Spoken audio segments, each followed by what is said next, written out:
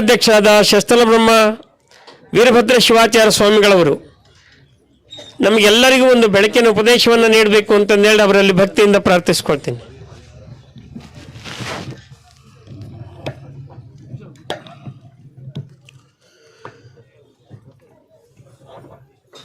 ಯದ್ಭಾಸ ಭಾಸತೆ ವಿಶ್ವಂ ಯತ್ಸುಖೇ ನಾನಮೋದುತೆ ನಮಸ್ತಸ್ಮೈ ಗುಣಾತೀತ ವಿಭವಾಯ ಪರಾತ್ಮನೆ. ಪ್ರಥಮದಲ್ಲಿ ಆರಾಧ್ಯ ಗುರು ರೇಣುಕರನ್ನು ಹೃದಯ ಮಂದಿರದಲ್ಲಿ ಸ್ಮರಿಸಿಕೊಂಡು ನಮ್ಮ ಸಿದ್ಧರಬೆಟ್ಟ ಕ್ಷೇತ್ರದ ಅಧಿಪತಿಯಾಗಿರುವಂಥ ಸಿದ್ದೇಶ್ವರ ಸ್ವಾಮಿಯನ್ನು ಧ್ಯಾನಿಸುತ್ತಾ ಈ ಒಂದು ಕಣೇಕಲ್ ಗ್ರಾಮದಲ್ಲಿ ನಡೆದಿರುವಂಥ ಚಂಡಿಕಾ ಹೋಮ ಹಾಗೂ ಶಿವದೀಕ್ಷಾ ಸಮಾರಂಭದ ದಿವ್ಯ ಸಾನ್ನಿಧ್ಯವನ್ನು ವಹಿಸಿ ಈಗಾಗಲೇ ಎಲ್ಲ ಸದ್ಭಕ್ತರಿಗೆ ಬಾಳಿನ ಬದುಕಿಗೆ ಬೇಕಾಗುವಂಥ ಒಂದು ಸಂದೇಶವನ್ನು ದಯಪಾಲಿಸಿ ಈ ಸಮಾರಂಭದ ಸಾನ್ನಿಧ್ಯವನ್ನು ವಹಿಸಿರುವಂಥ ತಪಸ್ವಿಗಳು ಪೂಜಾನಿಷ್ಠರು ಆಗಿರುವಂಥ ಕಣ್ಣುಕೊಪ್ಪೆ ಗವಿಮಠದ ಪರಮ ಪೂಜ್ಯ ಶಟಸ್ಥಲ ಬ್ರಹ್ಮ ಡಾಕ್ಟರ್ ನಾಲ್ವಡಿ ಶಾಂತಲಿಂಗ ಶಿವಾಚಾರ್ಯ ಸ್ವಾಮೀಜಿಯವರಲ್ಲಿ ಅನಂತ ನಮನಗಳ ಸಮರ್ಪಣೆ ಮಾಡಿ ಈ ಎಲ್ಲ ಸಮಾರಂಭಗಳ ಒಂದು ನೇತೃತ್ವವನ್ನು ವಹಿಸಿ ಈ ಭಾಗದಲ್ಲಿ ಒಂದು ಮಠ ಹೇಗೆ ಕಾರ್ಯವನ್ನು ನಿರ್ವಹಿಸಬೇಕು ಹಾಗೆ ಒಂದು ಮಠದ ರೀತಿ ಒಳಗೆ ಧರ್ಮ ಕಾರ್ಯವನ್ನು ಧರ್ಮದ ಪೂಜಾ ಸಮಾರಂಭಗಳನ್ನು ಭಕ್ತರಿಗೆ ಧರ್ಮದ ಸಂದೇಶವನ್ನು ತಲುಪಿಸುವಂಥ ಒಂದು ಬಹುದೊಡ್ಡ ಕೆಲಸವನ್ನು ಮಾಡುತ್ತಿರುವಂಥ ತಾಯಿ ಉಮಾದೇವಿ ಅಮ್ಮನವರೇ ಹಾಗೂ ಈ ಸಮಾರಂಭದಲ್ಲಿ ಉಪಸ್ಥಿತರಿರ್ತಕ್ಕಂಥ ವೀರಶೈವ ಸಮಾಜದ ಅಧ್ಯಕ್ಷರಂಥ ಶಿವಾನಂದಪ್ಪನವರೇ,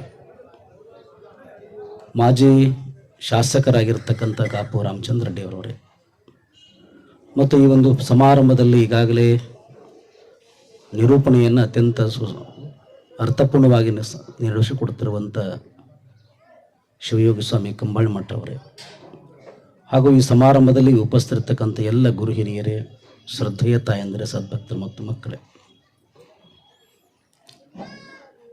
4 ಯುಗಗಳನ್ನು ನಾವು ನೋಡ್ತಾ ಇದ್ದೀವಿ. ಅದರಲ್ಲಿ ನಾವು ಪ್ರಸ್ತುತವಾಗಿ ಕಲಿಯುಗದಲ್ಲಿ ಇದ್ದೇವೆ. 4 ಯುಗದಲ್ಲೂ ಸಹಿತ ಭಕ್ತನು ಸಾಧನೆಯನ್ನು ಮಾಡುವಂಥ ಸಂದರ್ಭದಲ್ಲಿ ಒಂದೊಂದನ್ನು ಆರಿಸಿಕೊಂಡು ತನ್ನ ಜೀವನವನ್ನು ಸಾರ್ಥಕ ಮಾಡಿಕೊಳ್ತಾ ಬಂದಿದ್ದಾನೆ ಈ ಜನ್ಮ. ಕೃತಯುಗದಲ್ಲಿ ತಪಸ್ಸನ್ನು ಆಚರಿಸ್ತಾ ಇದ್ರು, ತ್ರೇತಾಯುಗದಲ್ಲಿ ಜಪವನ್ನು ಅನುಸರಿಸ್ತಾ ಇದ್ರು, ಯಜ್ಞವನ್ನು ಅನುಸರಿಸ್ತಾ ಇದ್ರು, ನಂತರದಲ್ಲಿ ಕಲಿಯುಗದಲ್ಲಿ ನಮನವನ್ನು ಸ್ಮರಣೆಯನ್ನು ಮಾಡೋದ್ರ ಮುಖಾಂತರವಾಗಿ ಈ ಜೀವನವನ್ನು ಸಾರ್ಥಕಗೊಳಿಸಿಕೊಳ್ಬೇಕು. ನಮನ ಅಥವಾ ಸ್ಮರಣೆ ಅಂದರೆ ಏನು ಅನ್ನುವಂಥದ್ದು ನಿಮಗೆಲ್ಲರಿಗೂ ತಿಳಿಸೋದಾದರೆ, ಸದಾಕಾಲ ದೇವರ ನಾಮಸ್ಮರಣೆಯನ್ನು ಮಾಡುವಂಥದ್ದು ನಮನ ಅಂತ ಕರೆಸಿಕೊಳ್ತದೆ, ಸ್ಮರಣೆ ಅಂತ ಅನಿಸಿಕೊಳ್ತದೆ. ಕಲಿಯುಗದಲ್ಲಿ ಯಾವುದನ್ನು ಅನುಸರಿಸಿದರೆ ಭಗವಂತನ ಸಾಕ್ಷಾತ್ಕಾರವಾಗುತ್ತೆ ಅಂತ ಹೇಳಿದ್ರೆ, ಕೃತಯುಗದಲ್ಲಿ ಯಜ್ಞವನ್ನು ಮಾಡ್ತಾ ಇದ್ರು, ತಪವನ್ನು ಮಾಡ್ತಾ ಇದ್ರು, ಜಪವನ್ನು ಮಾಡ್ತಾ ಇದ್ರು. ಕಲಿಯುಗದಲ್ಲಿ ಸ್ಮರಣೆ ಅಥವಾ ನಮನವನ್ನು ಮಾಡೋದ ಮುಖಾಂತರವಾಗಿ ಭಕ್ತರು ಜೀವನದಲ್ಲಿ ಸಾಕ್ಷಾತ್ಕಾರವನ್ನು ಕಾಣಬಹುದು ಅಂತ ಹಲವಾರು ಉದಾಹರಣೆಗಳನ್ನು ನಾವೆಲ್ಲ ಯುಗದಲ್ಲಿ ಇವುಗಳನ್ನು ನೋಡ್ತಾ ಬರ್ತೇವೆ. ಹಾಗಾಗಿ ಈ ಕಲಿಯುಗದಲ್ಲಿ ಸ್ಮರಣೆ ಅನ್ನುವಂಥದ್ದು ಏನಾದರೂ ಬೆಳೆದು ಬರಬೇಕು ಅನ್ನುವ ಕಾರಣಕ್ಕಾಗಿ ಈ ರೀತಿಯ ಧಾರ್ಮಿಕ ಸಮಾರಂಭಗಳನ್ನು ಏರ್ಪಡಿಸ್ತಾ ಬರ್ತಾರೆ. ಸ್ಮರಣೆ ಅನ್ನುವಂಥದ್ದು ಭಕ್ತನಲ್ಲಿ ಹೆಚ್ಚು ಬೆಳೆದು ಬರಬೇಕಾದರೆ ಧರ್ಮವನ್ನು ಅಳವಡಿಸಿಕೊಂಡಾಗ ದೇವರು ಇದಾನೆ ಅನ್ನುವಂಥ ಭಾವನೆ ಬೆಳೀತು ಅಂದರೆ ಆ ಭಕ್ತನಿಗೆ ದೇವರಿಗೆ ಸ್ಮರಿಸಬೇಕು, ದೇವರಿಗೆ ನಮನ ಮಾಡಬೇಕು ಅಂತ ಭಾವನೆ ಬೆಳೆದು ಬರುತ್ತೆ. ದೇವರ ಬಗ್ಗೆ ಭಕ್ತಿನೇ ಇಲ್ಲ, ಶ್ರದ್ಧೆನೇ ಇಲ್ಲ ಅಂತಂದ ಮೇಲೆ ಆ ಭಕ್ತನಿಗೆ ನೀನು ಸ್ಮರಣೆ ಮಾಡು, ನಮನ ಮಾಡು ಅಂದ್ರೆ ಬರ್ಲಿಕ್ಕೆ ಸಾಧ್ಯನೇ ಆಗೋದಿಲ್ಲ. ಯಾಕೆ ಇವತ್ತು ಚಂಡಿಕಾ ಹೋಮವನ್ನ ಉಮಾದೇವಿ ಅಮ್ಮನವರು ಏರ್ಪಡಿಸಿದ್ದಾರೆ ಅಂತ ಕೇಳಿದರೆ, ಹೋಮ ಅನ್ನುವಂಥದ್ದು ನಮಗೆ ಒಂದು ರೀತಿಯೊಳಗೆ ಒಂದು ಪೂಜಾ ಫಲ ಅಂತ ನಾವೆಲ್ಲ ಅಂದ್ಕೊಂಡ್ವಿ. ಪೂಜೆಯನ್ನು ಅಥವಾ ನಮ್ಮ ಇಷ್ಟಾರ್ಥವನ್ನು ಪಡೆದುಕೊಳ್ಳತಕ್ಕಂಥ ಒಂದು ವಿಧಾನ ಅಂತ ನಾವು ಭಾವಿಸಿಕೊಂಡೇವೆ. ಈಗಾಗಲೇ ತಾವೆಲ್ಲರೂ ಪ್ರತಿಯೊಬ್ಬರು ಹೋಮದಲ್ಲಿ ನೀವೆಲ್ಲ ಕುಳಿತುಕೊಂಡಿದ್ದೀರಿ, ಹೋಮದ ಎಲ್ಲ ಆ ಕಾರ್ಯಗಳನ್ನು ಗಮನಿಸಿದಿರಿ. ಮೂಲವಾಗಿ ಆ ಹೋಮವನ್ನು ನೋಡಿದಾಗ ಎಲ್ಲರಲ್ಲಿ ಒಂದು ಭಾವನೆ ಏನು ಮೂಡುತ್ತೆ ಅಂದರೆ, ಇಲ್ಲಿ ದೇವರಿಗೆ ಅರ್ಪಣೆ ಮಾಡೋದೇ ಅನ್ನೋದೊಂದು ಗೊತ್ತಾಗತ್ತೆ ನಿಮಗೆ. ಸ್ವಾಹಾಕಾರ ಹೇಳ್ತಿರ್ತಾರೆ, ತುಪ್ಪವನ್ನು ಹಾಕ್ತಿರ್ತಾರೆ, ಸಮಿತನ್ನು ಹಾಕ್ತಿರ್ತಾರೆ, ಭತ್ತವನ್ನು ಹಾಕ್ತಿರ್ತಾರೆ, ಸಜ್ಜಿಕೆ ಹಾಕ್ತಿರ್ತಾರೆ. ಎಲ್ಲವೂ ಸಹಿತ ಅರ್ಪಣಾ ಅನ್ನುವಂಥದ್ದು ಈ ಹೋಮದಲ್ಲಿ ಪೂರ್ಣವಾಗಿ ಅರ್ಪಿಸುವಂಥ ವಿಧಾನ ಅಂತ ನಮಗೆ ಗೊತ್ತಾಗುತ್ತೆ ಸೂಕ್ಷ್ಮವಾಗಿ.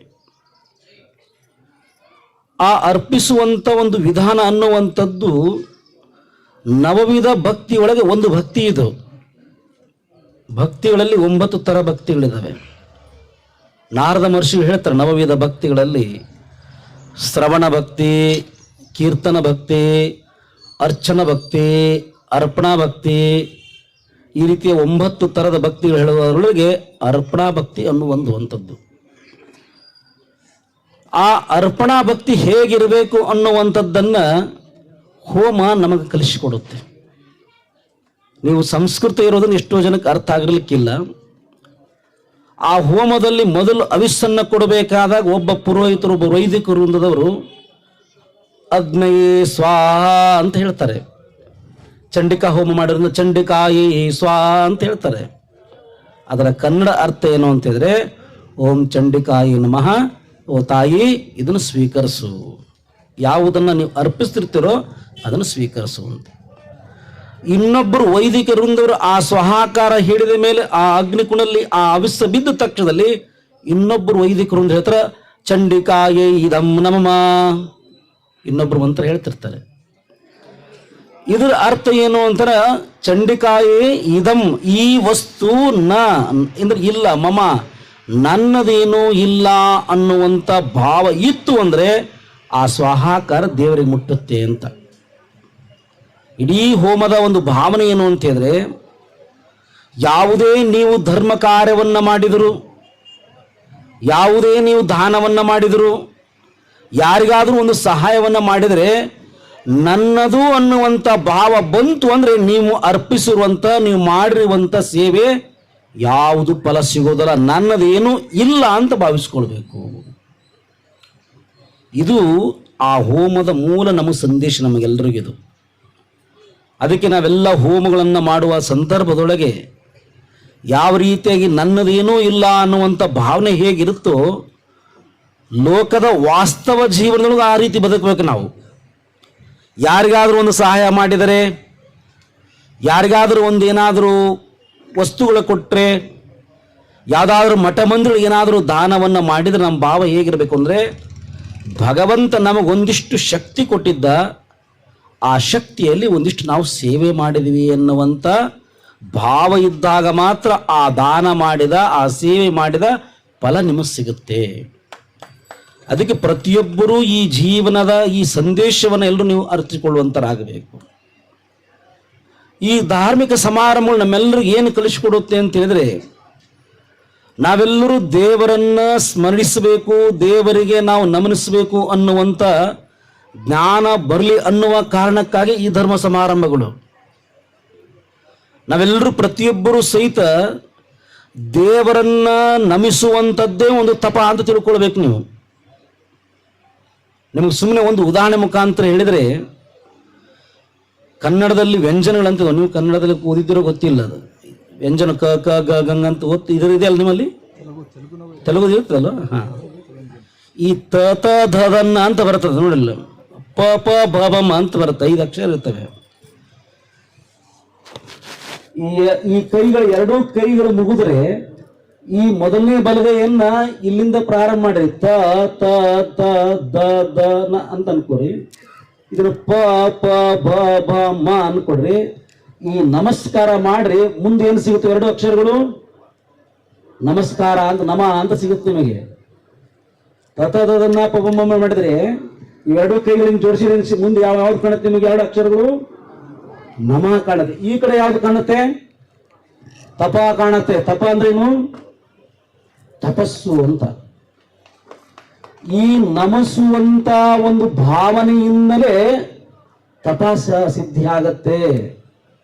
ಬಾಗಿದ ತಲೆಯಿಂದ ಮುಗಿದ ಕೈಗಳಿಂದ ಅಂತ ತಿಳ್ಕೊಂಡು ನಾವೆಲ್ಲರೂ ಹೇಗಿರಬೇಕು ಅಂತ ಹೇಳಿದ್ರೆ, ಸದಾ ಕಾಲ ನಾವು ಕಿಂಕರರಾದಾಗಲೇ ಶಂಕರತ್ವ ಅಂತ ಶಾಸ್ತ್ರ ಇರುತ್ತೆ. ನಾನೇನು ಅಲ್ಲ ಅನ್ನುವಂಥ ಭಾವನೆ ಬಂದ್ರೆ ನಿಮಗೆ ಶಂಕರತ್ವ ಸಿಗೋದು. ನಾನು ಅದಕ್ಕೆ ಬಸವಣ್ಣ ಎನಗಿಂತ ಕಿರಿಯರಿಲ್ಲ, ಶಿವಭಕ್ತರಿಗಿಂತ ಹಿರಿಯರಿಲ್ಲ ಅಂತ ಬಸವಣ್ಣವರು ಹೇಳಿದರು. ಯಾರಲ್ಲಿ ಈ ಭಾವ ಬರುತ್ತೋ ಅವರು ಶಂಕರತ್ವಕ್ಕೆ ಇರಲಿಕ್ಕೆ ಸಾಧ್ಯ ಆಗುತ್ತೆ.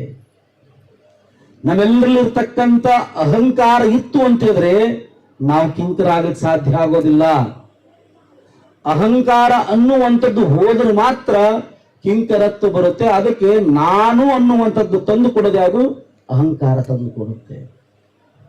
ಅದಕ್ಕೆ ಒಬ್ಬ ಮಾತನ್ನು ಒಂದು ಮಾತು ಹೇಳ್ತಾರೆ, ನಾ ಅನ್ನೋದು ಹೋದರೆ ನಾನು ಹೋದೇನು ಅಂತ ಬರೀತಾರೆ. ನಾ ಅನ್ನೋದು ಮನಸ್ಸಿಗಿದೆಯಲ್ಲ, ನಾನೇ ಕಟ್ಟಿಸಿದೆ, ನಾನೇ ಮಾಡಿದೆ, ನನ್ನಿಂದ ನಡೆಯಿತು ಅನ್ನೋದಿರ್ತಲ್ಲ, ಅಂತ ನಾ ಅನ್ನುವಂಥದ್ದು ಹೋದರೆ ನಾನು ಹೋದೇನು. ಎಲ್ಲಿಗೆ? ಶಿವನ ಹತ್ತಿರಕ್ಕೆ ಹೋದೆನು ಅಂತ. ಅದಕ್ಕೆ ಎಲ್ಲ ಧ್ಯಾನದ ವಿಚಾರಗಳನ್ನು ನಾವೆಲ್ಲರೂ ಪ್ರತಿಯೊಬ್ಬರು ತಿಳಿದುಕೊಳ್ಳಬೇಕಾದ್ರೆ ನಮ್ಮಲ್ಲಿರುವಂತ ಅಹಂಕಾರ ಅನ್ನುವಂಥದ್ದು ಕಡಿಮೆ ಆಗಲಿಕ್ಕೋಸ್ಕರವಾಗಿಯೇ ಈ ರೀತಿಯ ಧಾರ್ಮಿಕ ಸಮಾರಂಭಗಳು, ಹೋಮ ಹವನಗಳೆಲ್ಲವನ್ನು ನಡೆಸುವಂಥದ್ದು ಮೂಲ ಉದ್ದೇಶ. ಇವತ್ತು ನಾವೆಲ್ಲ ತಾಯಿಲಿ ಪ್ರಾರ್ಥನೆ ಮಾಡ್ಕೋತೇವೆ, ದೇವಿಲೆಲ್ಲ ನಮ್ಮ ಇಷ್ಟಾರ್ಥನ ಪ್ರಾರ್ಥನೆ ಮಾಡ್ಕೋತೇವೆ. ಆ ಪ್ರಾರ್ಥನೆಯ ಫಲ ನಮಗೆಲ್ಲರಿಗೂ ಸಿಗಬೇಕು ಅಂತಾದ್ರೆ ಏನು ಇರಬೇಕು? ನಮ್ಮ ಮನಸ್ಸು ಶುದ್ಧವಾಗಿರಬೇಕು. ಹೀಗಾಗಿ ನಾವೆಲ್ಲ ಕಾರ್ತಿಕ ಮಾಸದಲ್ಲಿ ಇದ್ದೇವೆ. ಕಾರ್ತಿಕ ಮಾಸದಲ್ಲಿ ಪ್ರತಿಯೊಬ್ಬರು ನಾವು ನಮ್ಮ ದೇವರ ಮುಂದೆ ದೀಪಗಳನ್ನ ಹಚ್ತೇವೆ. ದೇವಸ್ಥಾನದಲ್ಲಿ ಕಾರ್ತಿಕ ದೀಪೋತ್ಸವನ ಆಚರಿಸ್ತೇವೆ.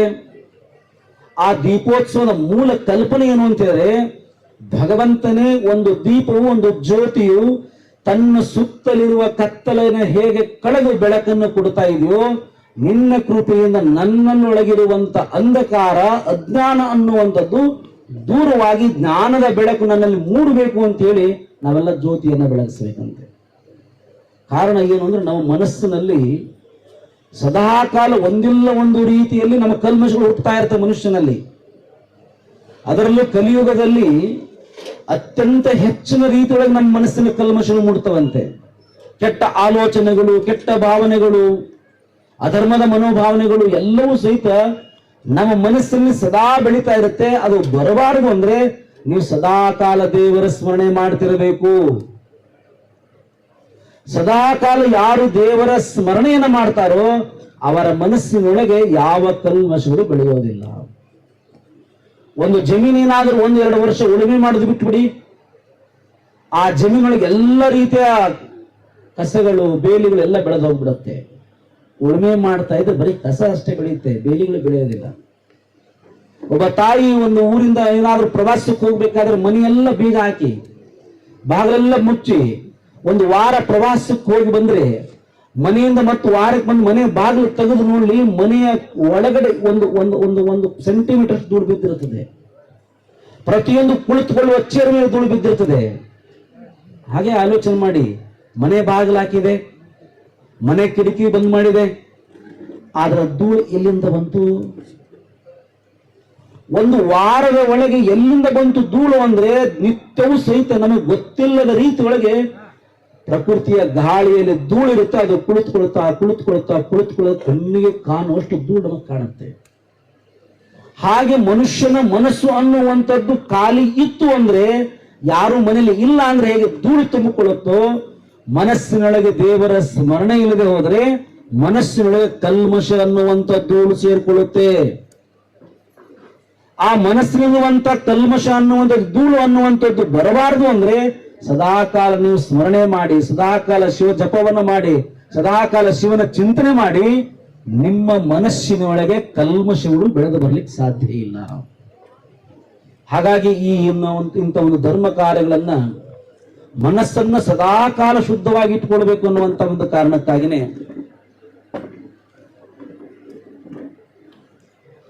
ಸದಾಕಾಲ ಈ ಒಂದು ಧರ್ಮ ಕಾರ್ಯವನ್ನ ಮಾಡ್ತಾ ಭಕ್ತನ ಮನಸ್ಸಿನಲ್ಲಿ ಶುದ್ಧವಾಗಿರಬೇಕು, ಮನಸ್ಸಿನ ಭಾವನೆಯಿಂದ ಎಲ್ಲೂ ರೀತಿಯ ಭಕ್ತನು ಸುಖವಾಗಿರಬೇಕು ಅನ್ನುವಂತ ಕಾರಣಕ್ಕಾಗಿ ಮನಸ್ಸಿನ ಶುದ್ಧೀಕರಣಗೋಸ್ಕರವಾಗಿಯೇ ಪೂಜಾ ಜಪ ತಪಗಳನ್ನುವಂಥದ್ದನ್ನು ಯಾರು ಮರೆಯಬಾರದು.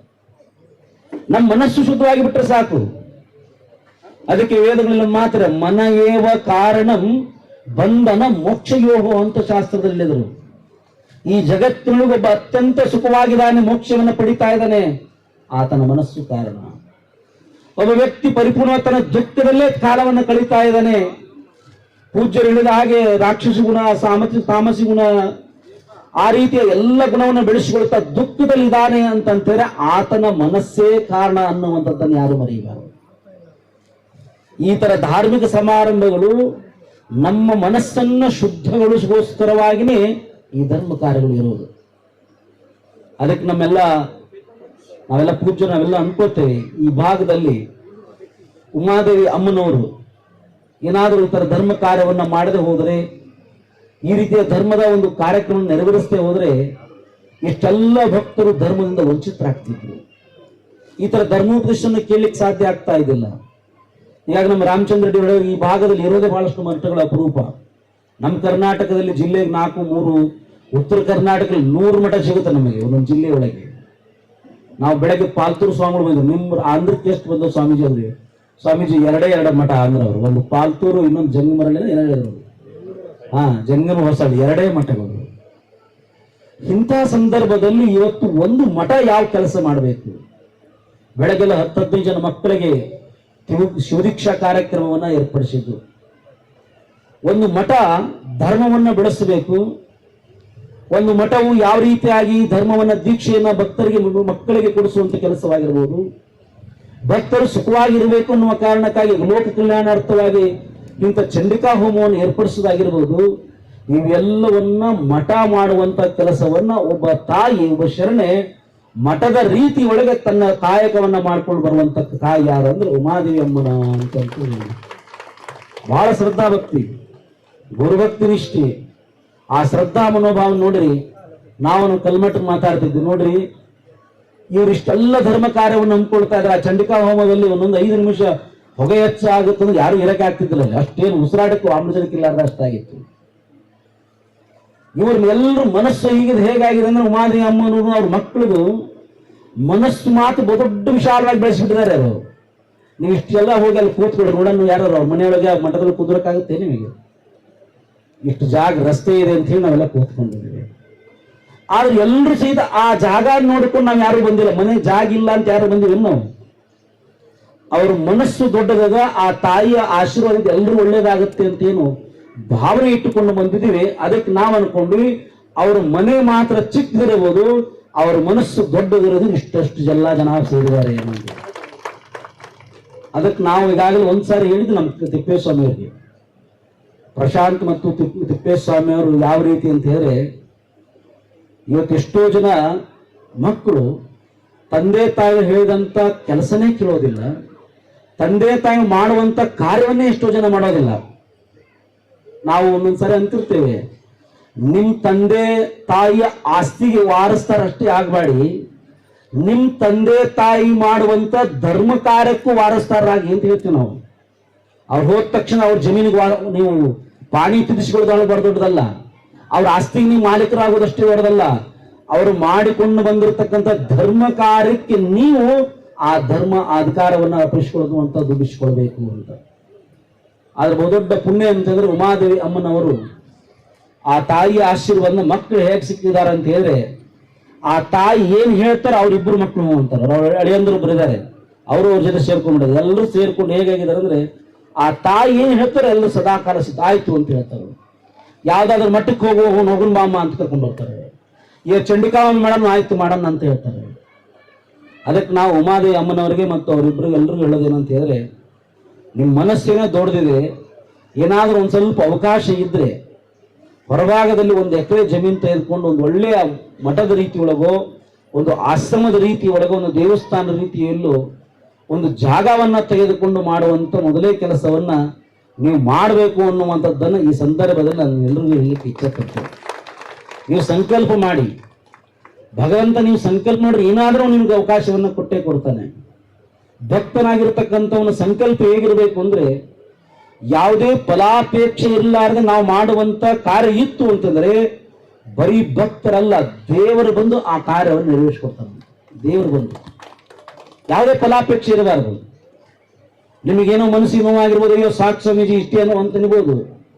ಎಷ್ಟು ಜನ ಬಂದು ಕೂತ್ಕೊಳ್ಳಿಕ್ಕೆ, ಎಷ್ಟು ಜನ ನೋಡ್ಲಿಕ್ಕೆ, ಎಲ್ರಿಗೂ ಭಕ್ತರ ಉದ್ಧಾರಕ್ಕಾಗಿ ಭಕ್ತರ ಕಲ್ಯಾಣಕ್ಕಾಗಿ ಹೇಗೆ ನೀವು ಧರ್ಮ ಕಾರ್ಯವನ್ನು ನೀವು ಮಾಡ್ಬೇಕಂತ ಅನ್ಕೊಂಡಿದ್ರು, ಆ ಭಕ್ತರ ಕಲ್ಯಾಣಕ್ಕಾಗಿನೇ ಒಂದು ಹೊಸ ಜಾಗವನ್ನು ತೆಗೆದುಕೊಳ್ಳುತ್ತೀನಿ ಅಂತ ಹೇಳಿ ನೀವು ಅಮ್ಮನವರು ಇವತ್ತು ಚಂಡಿಕಾ ಹೋಮ ಮಾಡಿದ್ರೆ ಲೋಕ ಕಲ್ಯಾಣಾರ್ಥವಾಗಿ ಉಮಾದೇವಿ ಅಮ್ಮ ಸಂಕಲ್ಪ ಮಾಡಿದ್ರೆ ಕೆಲವೇ ವರ್ಷದಲ್ಲಿ 1 ವರ್ಷದೊಳಗೆ ಅದನ್ನು ತೆಗೆದುಕೊಳ್ಳುವಂತ ಶಕ್ತಿಯನ್ನ ಆ ತಾಯಿ ನಿಮಗೆ ಕರುಣಿಸ್ತಾಳೆ ಅನ್ನುವಂಥದ್ದನ್ನ ಬಹಳ ಅತ್ಯಂತ ಹೃದಯಪೂರ್ವಕವಾಗಿ ಮನಸ್ಪೂರ್ವಕವಾಗಿ ನಾವು ಹೇಳಲಿಕ್ಕೆ ಇಚ್ಛೆ ಪಡ್ತೇವೆ. ಅದಕ್ಕೆ ತಿಪ್ಪೇಸ್ವಾಮಿ ಮತ್ತು ಪ್ರಶಾಂತ್ ಅವರು ಮನಸ್ಸು ಮಾಡಬೇಕು.